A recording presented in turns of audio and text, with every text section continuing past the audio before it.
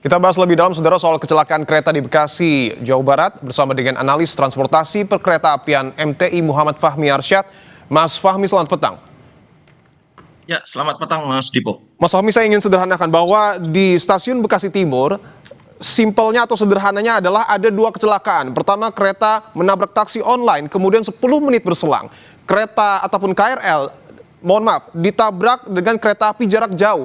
Bagaimana Anda memaknai hal ini, Mas Fahmi? Ya, betul. Kalau kita lihat memang kronologinya berawal dari KRL yang menabrak taksi di area pintu perlintasan, kemudian karena KRL tersebut harus berhenti mengecek apakah sarana ini masih layak jalan atau enggak. Kemudian KRL yang lain harus berhenti di Bekasi Timur, kemudian selanjutnya adalah ditabrak oleh Brom Anggrek begitu. Kalau kita lihat memang ini adalah efek domino yang terjadi ketika ada permasalahan di area pintu perlintasan begitu, sehingga mengakibatkan rentetan yang memang tidak bisa dihindari seperti itu, Mas Dipo. Oke, bahwa ini efek domino ketika terjadi kecelakaan di perlintasan kereta api. Tapi saya ingin tanyakan bahwa kita tahu dan kita juga menghargai proses investigasi yang masih didalami tentu oleh KNKT. Tetapi apakah ini merupakan sebuah kelalaian sistemik atau mungkin saja ada human error di dalamnya? Kalau kita lihat memang kita memang harus menunggu untuk investigasi dari KNKT. Tapi kita juga bisa melihat bahwa memang di lain sisi ini ada beberapa permasalahan memang yang memang harus diperbaiki seperti itu. Kita lanjutkan dialog, saudara, bersama dengan analis transportasi perkeretaapian MTI Muhammad Fahmi Arsyad. Mas Fahmi, kita lanjutkan lagi dialog terkait dengan peristiwa kecelakaan yang terjadi di stasiun Bekasi Timur.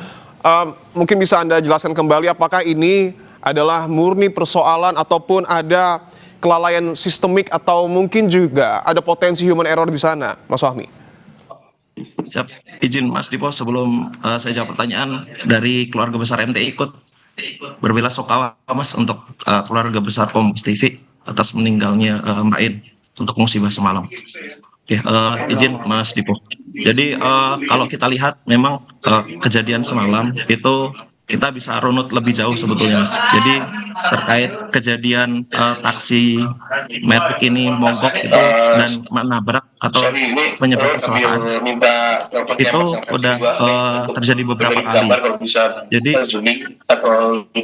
salah satu kasusnya kan memang terbaru yang memang semalam ya. Jadi memang kalau kita lihat atau runut lebih jauh, ada perbedaan atau perubahan kebiasaan ya Mas. Jadi kalau yang dulu teman-teman driver taksi ini kan pakainya manual dan mobil bensin ya Mas. Kemudian mereka beralih ke Matic dan pakai listrik, otomatis torsinya juga berbeda.